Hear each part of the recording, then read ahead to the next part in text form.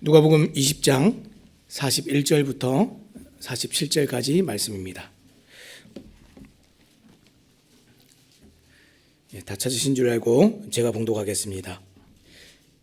예수께서 그들에게 이르시되 사람들이 어찌하여 그리스도를 다윗의 자손이라 하느냐. 시편에 다윗이 친히 말하였으되 주께서 내 주께 이르시되 내가 내 원수를 내 발등상으로 삼을 때까지 내 우편에 앉았으라 하셨도다 하였느니라. 그런즉 다윗이 그리스도를 주라 칭하였으니 어찌 그의 자손이 되겠느냐 하시니라. 모든 백성이 들을 때에 예수께서 그 제자들에게 이르시되 긴 옷을 입고 다니는 것을 원하며 시장에서 문안 받는 것과 회당의 높은 자리와 잔치의 윗자리를 좋아하는 서기관들을 삼가라. 그들은 과부의 가산을 삼키며 외식으로 길게 기도하니 그들이 더 엄중한 심판을 받으리라 하시니라. 아멘.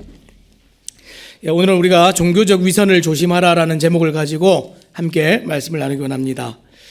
여러분, 우리가 신앙생활을 해가면서 중요한 포인트들이 있는데 이 신앙생활에서 우리가 조심해야 될 것들이 있습니다. 그 중에서 제일 조심해야 될 것이 있다면 위선입니다. 위선이 무슨 뜻이죠? 제가 국어사전을 찾아봤더니 겉으로만 착한 체를 하거나 거짓으로 꾸미는 것, 이렇게 되어 있습니다. 겉으로 우리의 신앙이 정말 옳거나 또 뛰어난 것처럼 경건한 것처럼 보여지려고 노력하는 것들, 또 그러한 것들을 거짓으로 꾸며서 정말 위조하는 것들, 이런 것이 위선입니다. 이것을 또 다른 말로 우리가 종교적 위선이라고 얘기해 볼 수 있을 것 같습니다. 겉으로 보여지는 것만 꾸며지는 신앙입니다. 남들이 보기에 내가 좀 그럴듯한 믿음을 가지고 있는 사람인 것처럼 보여지고 싶은 것이죠. 사랑하는 여러분, 우리가 신앙생활을 하는데 우리가 이 신앙생활을 누구 앞에서 합니까? 하나님의 눈앞에서 하는 것이 신앙생활입니다. 그런데 우리가 은연중에 자꾸만 사람들의 눈앞에서 신앙생활을 하고 있지는 않은지 좀 돌아보시기 바랍니다. 신앙생활은 사람들의 눈을 의식해서 하는 것이 아니라 신앙생활은 우리의 신앙이 시작되어지는 처음부터 끝까지 하나님과의 인격적인 관계이고 하나님만 의식하면서 삶의 모든 영역에서 하나님을 인정하고 살아가는 것, 이게 우리의 신앙생활입니다. 그러나 우리 주변에 이제 많은 사람들과 우리가 함께 살아가다 보니까 자꾸만 사람을 의식하게 될 때가 있습니다.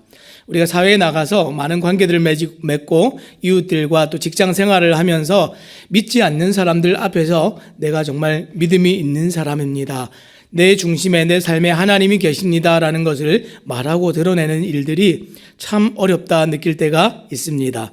그래서 자꾸만 사람들을 의식해서 숨기거나 포장하거나 드러내지 않으려고 하는 것도 위선이 될 수 있습니다. 또 우리가 교회에 와서는 어떻습니까? 믿음의 공동체 안에서는 우리가 거리낌 없이 하나님을 의식하고 하나님 눈앞에서 신앙생활을 할 수 있을 것 같은데 여기서조차도 자꾸만 다른 사람들을 의식할 때가 있습니다.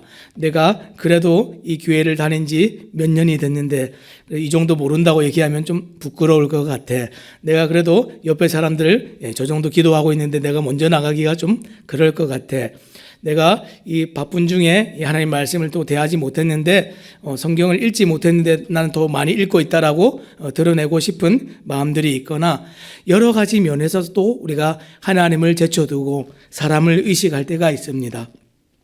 그런데 진짜 신앙생활은 하나님 앞에서 내가 옳은 것을 옳다 하고 그릇된 것을 그릇됐다 하고 내가 하나님 말씀에 비추었을 때 내가 떨어져 있을 때 떨어졌다 고백하고 회개하고 또 다시 일으키고 또 세워지는 것, 돌아서는 것, 이게 진짜 신앙생활이죠.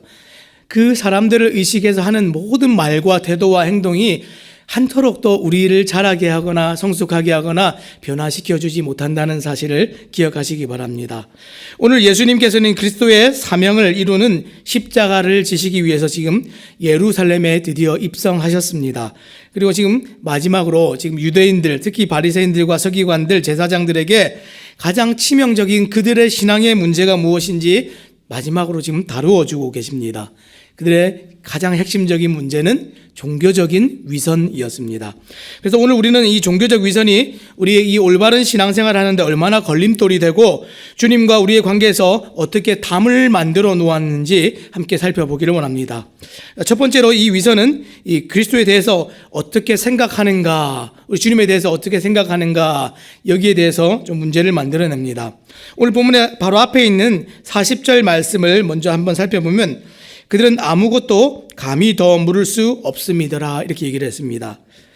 이 얘기를 보니까 앞에 20장 계속해서 이제 앞에 나오는 얘기들이 예수님께 질문하는 내용들이 계속해서 나오고 있습니다.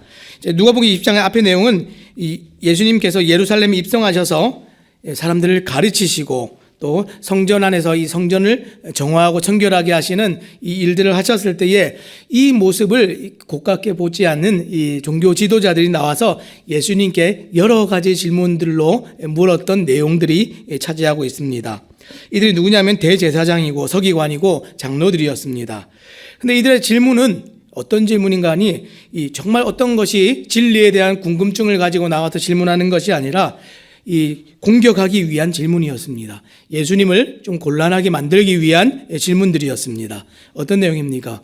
무슨 권위로 이런 것들을 사람들에게 가르치느냐 이런 얘기를 했습니다. 그래서 네가 지금 자격도 없는데 이런 것 가르치면 되겠느냐 이렇게 하면서 그걸 못 가르치게 하려고 했던 것이죠.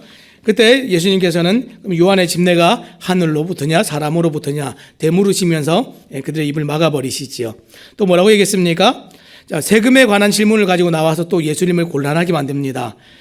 우리가 가이사에게 세를 바치는 것이 옳으냐 옳지 않느냐 이렇게 물어봤습니다.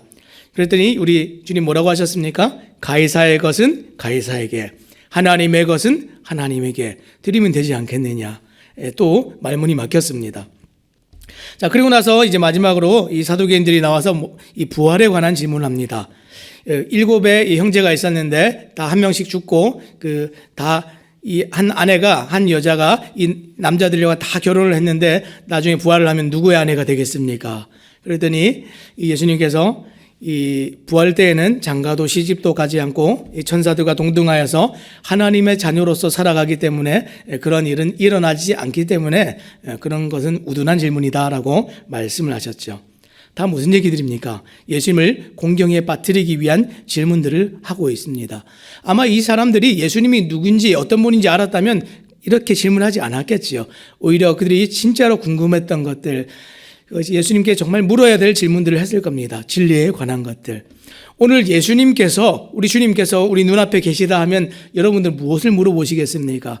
주님, 제가 어떻게 해야 이 땅에서 성공하고 돈을 많이 벌겠습니까? 이런 거 물어보시겠습니까?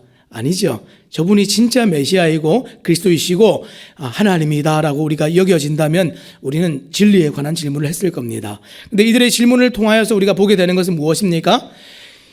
이 하나님을 가장 잘 알고 있고 가장 잘 가르쳐야 된다는 이 종교적인 이 지도자들이 오히려 이 주님 누구신지 잘 모르고 있다라는 것을 드러내고 있는 현장인 것이죠.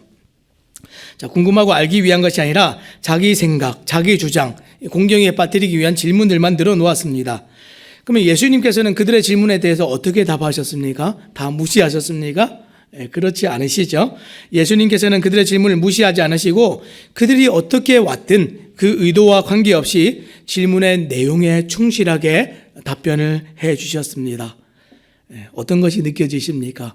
우리는 간혹 아이들이 질문할 때 뭐 이런 걸 질문해야 할 때가 있습니다. 제가 한참 지금 아이를 키우다 보니까 그런 질문을 많이 받아요. 아빠, 이건 왜 그런 거야? 그런데 물어보면 질문의 내용들이 터무니없을 때가 너무 많아요. 그러다 보니까 제가 이 아이의 질문에 이 내용에 좀 충실하게 답변을 해주면 좋은데 저도 막 장난을 칠 때가 있어요. 그러면서 아이의 질문을 좀 가볍게 대답해 줄 때가 있는데 우리 주님께서 어떻게 하셨습니까? 충실하게 답변을 해 주셨습니다.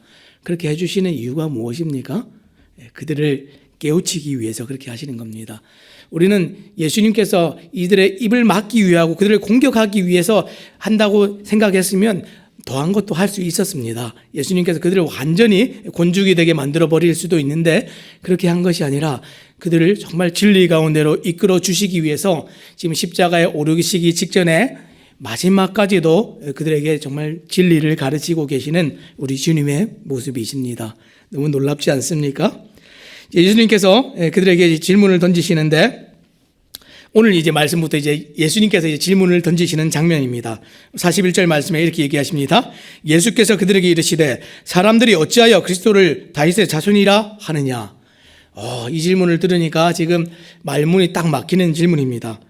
다윗의 자손으로 오시는 그리스도인데 다윗은 이 그리스도를 향해서 주라 이렇게 얘기를 하게 됩니다. 자, 이 질문들을 이제 하게 될 때에 예수님께서 이 질문을 새롭게 하시니까 어떤 신학자들이 이거를 얘기할 때 뭐라고 이제 표현을 했냐면 예수님의 반격이 시작된다 이렇게 표현을 합니다.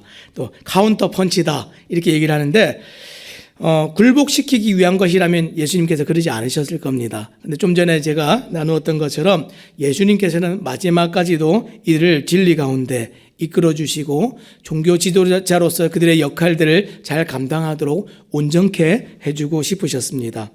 너희들이 지금 어디서 문제가 생기고 지금 무엇을 알지 못하는지 내가 드러내서 좀 가르쳐 주고 싶다 하는 것이 우리 주님의 마음입니다. 이들의 문제가 무엇이었습니까?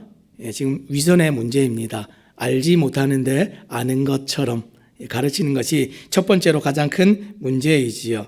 그래서 다시 한번 보면 예수께서 그들에게 이르시되 사람들이 어찌하여 그리스도를 다윗의 자손이라 하느냐. 그리스도가 다윗의 자손이라 하는 이유는 당연하지요. 다윗의 후손으로 온다라고 말씀했기 때문에 나단 언약에 그런 말씀들이 있기 때문에 모든 유대인들이 그렇게 알고 있었습니다. 그 당연한 것 아닙니까? 이렇게 할 때에 예수님께서 42절에 다시 물어보십니다. 그러면 시편에 다윗이 친히 말하였으되 주께서 내 주께 이르시되 내가 내 원수를 내 발등상으로 삼을 때까지 내 우편에 앉았으라 하셨도다 하였느니라. 그런즉 다윗이 그리스도를 주라 칭하였으니 어찌 그의 자손이 되겠느냐 하시니라. 예수님께서 지금 시편 110편 말씀을 인용하셔서 이 사람들에게 말씀을 하시는데 무슨 내용입니까? 핵심은 그리스도가 다윗의 후손으로 오시는데 어떻게 근데 다윗은 그 자기의 후손으로 오는 그리스도를 주라고 이렇게 불렀느냐? 한번 대답해봐라 이렇게 얘기를 했습니다. 대답을 하지를 못하죠. 지금 그리스도 메시아에 관한 질문입니다. 이 종교 지도자들인 너희들은 지금 메시아를 알지 못한다. 누구인지 제대로 이해하지 못한다. 그것을 드러내주고 싶으신 것이죠. 무엇입니까? 안다는 위선입니다. 우리가 알지 못할 때는 주님 제가 잘 알지 못합니다. 가르쳐 주십시오. 아니면 저에게 가르쳐 줄 누군가를 보내주십시오. 제가 배울 수 있는 환경을 열어주십시오. 이렇게 우리가 반응을 해야 합당한 것인데 우리가 때로는 위치적인 것 때문에 때로는 우리가 상황적인 것 때문에 모르는데 아는 척 해야 되는 이런 상황들이 있습니다. 우리가 이 믿음 생활에도 이런 것들이 위선이 된다. 우리 주님 말씀하시는 것이죠. 자, 그래서 이 예수님의 질문은 44절에 다윗이 그리스도를 주라 칭하였으니 어찌 그의 자손이 되겠느냐. 이것이 핵심입니다. 다윗을 주 이렇게 얘기했습니다. 퀴리오스 얘기했는데 그리스도가 어떻게 다윗의 후손이 될 수 있는가? 예수님은 다윗이 지칭한 내 주를 지금 그리스도라 이렇게 보고 계십니다. 당시 유대인들은 이 구약의 이제 나단 언약에 근거해서 이 다윗의 아들이 이스라엘의 왕과 구원자가 될 것이다라는 기대감들이 있었습니다. 메시아가 온다 하는 기대감들이 있었는데 이 사람인 다윗의 아들이 지금 보니까 은유가 아니라 실제적으로 하나님의 부자 우편에 앉는다는 것, 실제로 예수님께서 그렇게 된다라고 이렇게 얘기하실 때 그것은 굉장히 충격적인 얘기였습니다. 그러니까 무슨 얘기입니까? 시편 110편 이 말씀은 다윗의 아들이 주의 신분과 그리스도의 정체성을 동시에 갖고 있을 때 가능한 지금 논리를 지금 보여주고 있습니다. 이 그리스도라는 말은, 이 메시아라는 말은 원래는 이 구약에서는 기름 부음을 받다라는 뜻입니다. 그래서 이 사람들이 사람이 어떤 선지자나 왕이나 이런 누구죠? 제사장들에게 쓰였던 호칭이었는데 그러다 보니까 이 사람들이 자연스럽게 이 다윗의 후손들 중에 태어나는 누군가가 어떤 사람이 우리를 정치적으로 해방시켜 줄 것이다. 이런 기대감들을 가지고 있었습니다. 사람들이 그런 기대감을 가질 수밖에 없었던 또 변명을 하자면 그런 이유들은 많은 힘들고 어려운 압박 가운데, 압제 가운데 살았던 그들의 역사가 있었기 때문에 빨리 좀 자유롭고 싶었어요. 빨리 좀 이런 것들 누군가 우리를 좀 해방해 줬으면 좋겠다 하는 기대감들이 있다 보니까 사람들의 모든 관심들이 거기로 쏠리게 된 것이죠. 무엇입니까? 환경이 이런 것들을 또 보지 못하게 만드는 영향을 주기도 했습니다. 때로는 우리가 신앙생활을 할 때에 우리의 환경이 모든 것을 가두어서 눈을 가리워서 주님을 주되게 보지 못하게 만드는 상황들이 있다 하는 것을 기억하시기 바랍니다. 그때에 우리가 그 환경이 못 보게 했을지라도 우리가 주님 앞에 솔직한 반응은 어떤 것입니까? 주님, 제가 이 환경에 가리워서 주를 보는 것 같은데 정확하지가 않습니다. 분명하지가 않습니다. 선명할 수 있도록 도와주십시오. 이게 정직한 반응이죠. 그런데 우리는 그 상황 중에서도 내가 알고 있는 것이 마치 전부인 양, 내가 알고 있는 이 모든 것이 다인 양 우리가 여길 때가 있습니다. 우리가 좀 양심에 비추어서 정확한 것들을 생각할 때는 이런 거죠. 과연 우리 하나님이 이 정도이시겠는가? 과연 주님이 이 정도이시겠는가? 과연 우리에게 주신다 하신 이 복음이 이 정도밖에 되지 않겠는가? 세상이 얘기하는 정도의 수준에서 얘기하는 것이 성경이 아닙니다. 세상이 얘기하는 정도의 수준으로 선을 행하고 정말 우리의 삶을 윤택하게 하는 것이 복음이 아닙니다. 정말 이 성경이 열어서 우리에게 주는 복음은 완전한 것이고 가장 강한 것이고 영원한 진리되는 복음입니다. 정말 때로는 우리가 이해하는 수준의 복음이나 신앙이 정말 고상하게 느껴지지 않을 때가 있습니다. 그때 우리가 정직하게 뭐라고 얘기해야 됩니까? 주님, 도무지 고상하게 느껴지지가 않습니다. 여기가 끝이 아니지요? 주님 좀 제발 알려주시기 바랍니다. 이게 정직한 반응들이겠죠. 그런데 오늘 이 종교 지도자들은 이 메시아가 누구인지 알지 못하고 그리스도가 자기의 눈앞에 있는데 그분이 말씀하고 계시는 그 순간에도 깨닫지 못해서 그런 상태로 이 백성들을 가르치고 지도하는 사람들이다 여기는 이것이 진짜 위선이다라고 예수님께서 깨우쳐 주셨습니다. 이것이 알지 못하는 것을 아는 것으로 여기는 위선이죠. 이 두 번째 위선은 어떤 것입니까? 우리가 주님을 알지 못하기 때문에 나타나는 모든 우리 반응들입니다. 삶의 모든 열매들이죠. 두 번째 위선은 그들이 원하고 좋아했던 것들입니다. 45절부터 이제 47절까지 나오는 이제 내용들인데요. 예수님은 제자들에게 이 서기관들, 율법 교사들을 주의하도록 지금 경고하십니다. 뭐라고 하셨습니까? 45절 말씀해 보니까 모든 백성이 들을 때에 예수께서 그 제자들에게 이르시되 이렇게 말씀하십니다.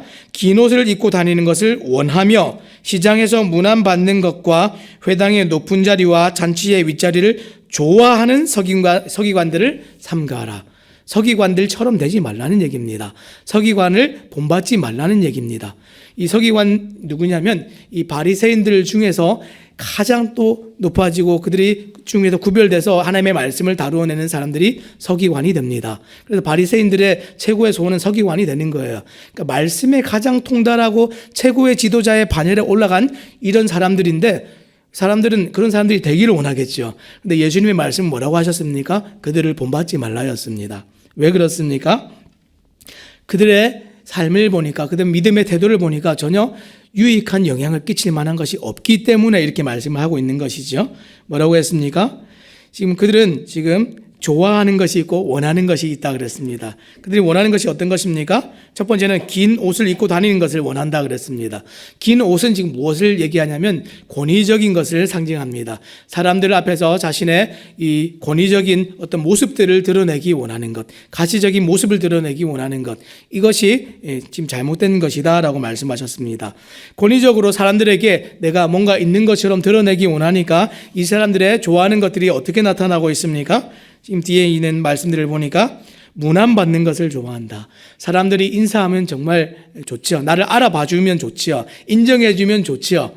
우리가 신앙생활하고 교회 공동체 안에서 지내면서 정말 설교자들이 제일 많이 듣는 말들이 오늘 말씀이 너무 좋았습니다. 그러면 인정받는 것 같아서 너무 좋습니다.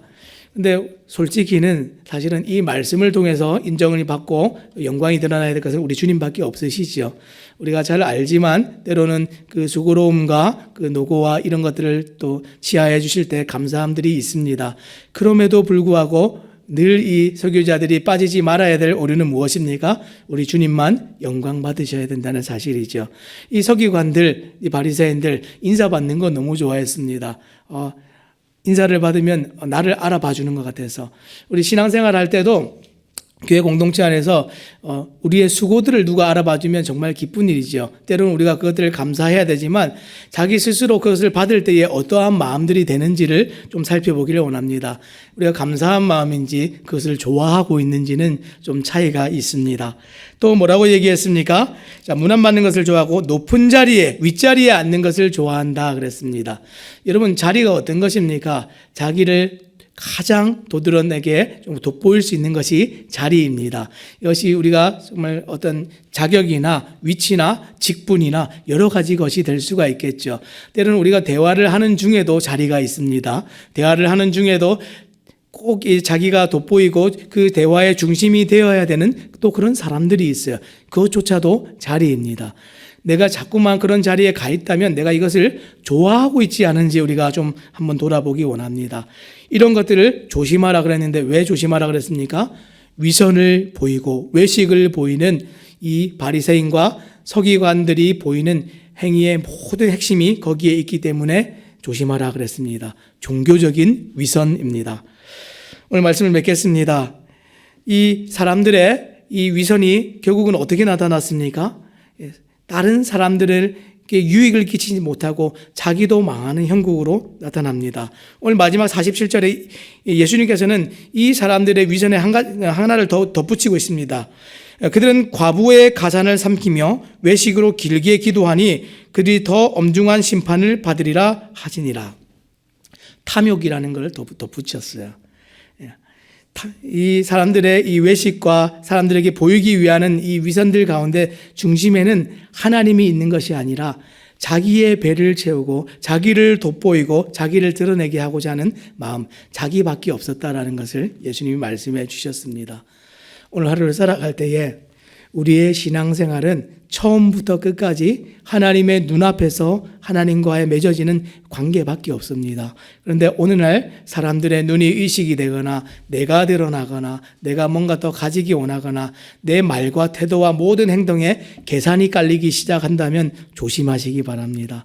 위선자이고 바리새인이고 서기관 같은 사람들이 된다는 사실을 잊지 마시기 바랍니다.